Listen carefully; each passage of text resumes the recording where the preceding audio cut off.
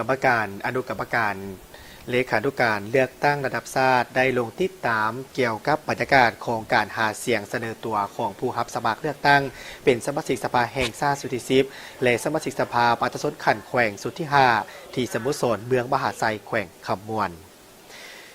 ในตอนเช้าของวันที่18 กุมภาพันธ์ 2026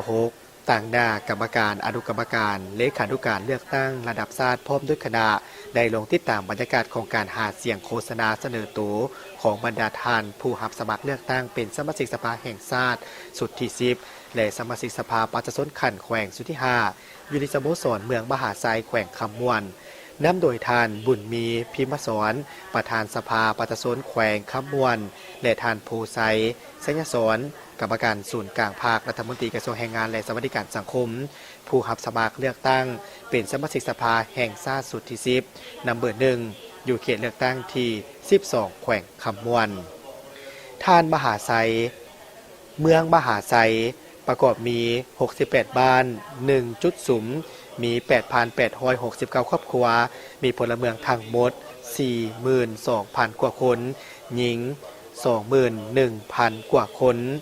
มีผู้ที่มีสิทธิ์เลือกตั้งแต่อายุ18ปีขึ้นไปจำนวน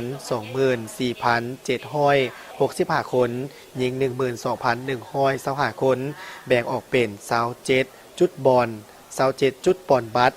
นำใส่หีบทั้งหมดแม่นจำนวน55หีบมอดปัจจุบันนี้นาเวียกของการก้าเกี่ยมบ้านเลือกตั้งสมาชิกสภาแห่งชาติสุดที่10และสมาชิกสภาปฏิบัติขันแขวงสุดที่5อยู่ที่เมืองมหาไซแม้มีความพร้อมทุกด้านห้อยส่วนห้อยเมืองมหาไซมีผู้รับสมัครเลือกตั้งเป็นสมาชิกสภาปฏิบัติขันแขวงสุดที่5จำนวน7ท่านหญิง3ท่านเลือกเอา5ท่าน